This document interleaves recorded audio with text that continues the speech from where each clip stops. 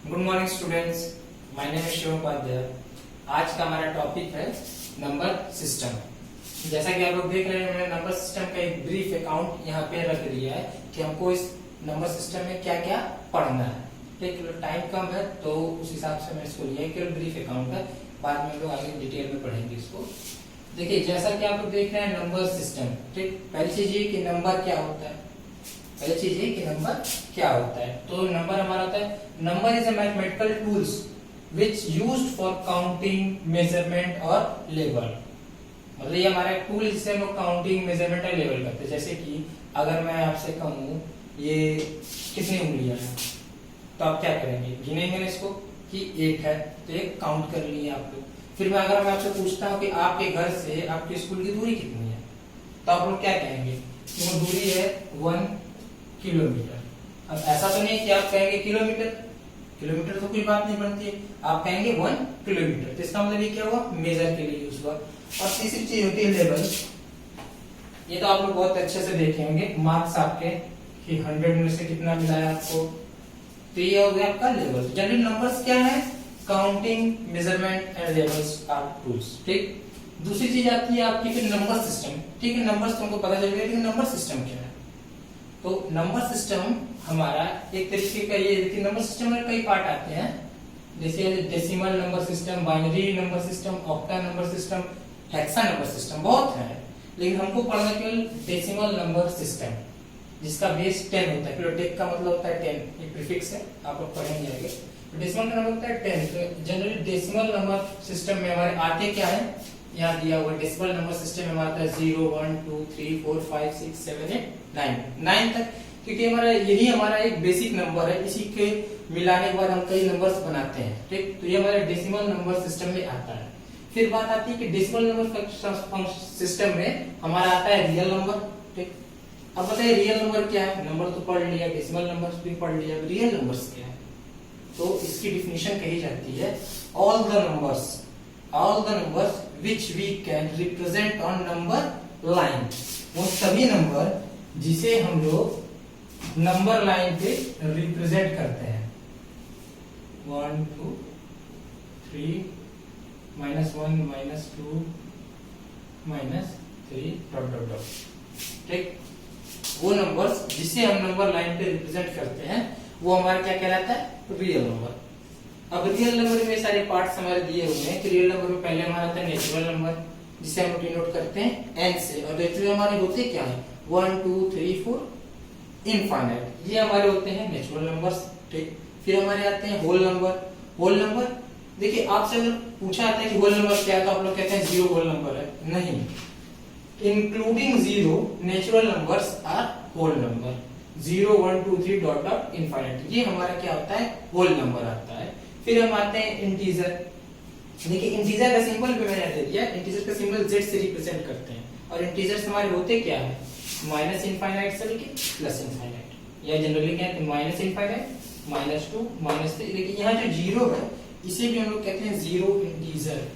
ये number line का mid point होता है, इसे हम लोग 0 इंटीजर 1 2 डॉट डॉट इनफाइनाइट। तो समझ में इंटीजर से कहते हैं। ठीक, माइनस इनफाइनाइट से plus infinite is known as integer. फिर हम लोग आते हैं रेशनल नंबर। ये बहुत अच्छी चीज है, आपको बहुत अच्छे समझना ही पड़ेगा। इसके बाद के जो सारे चैप्टर्स आपके इसी पे डिपेंड करते हैं। Rational number, generally rational number को q से रिप्रेजेंट किया जाता है। और रेशनल नंबर हमारा होता है क्या है, p by q के फॉर्म में। और p and q are integer. Integer का मतलब यहाँ से कोई भी नंबर हो सकते हैं, इंटीजर। ठीक, but q is not equal to 0। क्या कोई मुझे बताएगा ऐसा क्यों लिखा जाता है कि p by q में रेशनल हो और q is not equal to 0? मैं बताता हूँ। देखिए, आपने इसे क्या बोल सकते हैं, इसे हम लोग लिख सकते हैं 0, लेकिन यहीं पे अगर मैं 1/0 है तो इसे हम लोग क्या लिखेंगे, सोचिए। ये नॉट डिफाइंड, ये आता है इनफाइनाइट, जिसके नीचे 0 रहता है वो इनफाइनाइट जाता है। ये इनफाइनाइट का सिंबल है, मतलब नॉट डिफाइंड। अगर आप कैलकुलेटर में कभी अगर चेक करेंगे, चेक करिएगा कैलकुलेटर में, और आप लोग लिखते हैं 0 डिवाइडेड बाय 0, तो वो आता है एरर, नॉट डिफाइंड। ठीक, इसीलिए कहा जाता है कि नीचे की संख्या 0 ना हो, ऊपर की संख्या 0 हो जाए लेकिन नीचे की संख्या 0 ना हो। अब यहीं पे आता है हमारा रेशनल नंबर के पार्ट्स हैं। पहला आपका था terminating decimal, non terminating decimal, non terminating but repeating decimal. इन सबका मैं आपको एक एग्जांपल दूंगा। क्लास थोड़ी छोटी है इसलिए ब्रीफ अकाउंट है। पहले आते हैं हम लोग टर्मिनेटिंग में। टर्मिनेटिंग डेसिमल का एग्जांपल देख लेते हैं। जैसे कि हमारा है 8/4, काटिए इसको, एक कट जाएगा 4 टू 8 कट गया। अगर यहीं पे हम लोग ले लेते हैं 9/2, इसे भी काटिए तो 2 4 8.5 पॉइंट तो लगा लेकिन टर्मिनेटिंग कट गया, इसी को कहते हैं टर्मिनेटिंग। ये ऐसे भी हो सकता है और ऐसे भी हो सकता है। फिर आता है हमारा नॉन टर्मिनेटिंग। नॉन टर्मिनेटिंग का मतलब कि ये कटे ना, कोई नंबर्स हमारे नॉन टर्मिनेटिंग्स में बहुत लंबी संख्या अगर जाती है, मान लिया आपने किसी नंबर्स को काटा है, वो आता है 2.3 4 5 7 8 9 1 2। ये क्या है, चल रहा है, ये नॉन टर्मिनेटिंग में आ जाएगा। ये कट, ये कंप्लीट नहीं हो रहा है, ये चलता जा रहा है इसलिए नॉन टर्मिनेटिंग में आएगा। और हाँ एक चीज और याद रखिएगा, ये पॉइंट के बाद जो नंबर्स होते हैं हम लोग ऐसे नहीं कहेंगे कि 2.34 57 9, पॉइंट के बाद हम लोग हमेशा कहते हैं 3 4 5 7 ऐसे जाता है। और फिर हमारा आता है नॉन टर्मिनेटिंग बट रिपीटिंग। उसका एग्जांपल है आपके पास 1.333333। ये तो नॉन टर्मिनेटिंग है लेकिन क्या हो रहा है, बार बार रिपीट हो रहा है, इसी को कहते हैं नॉन टर्मिनेटिंग बट रिपीटिंग। तो ये भी हमारा रेशनल नंबर में ही आता है। फिर हमारी बात आती है इरेशनल नंबर्स की।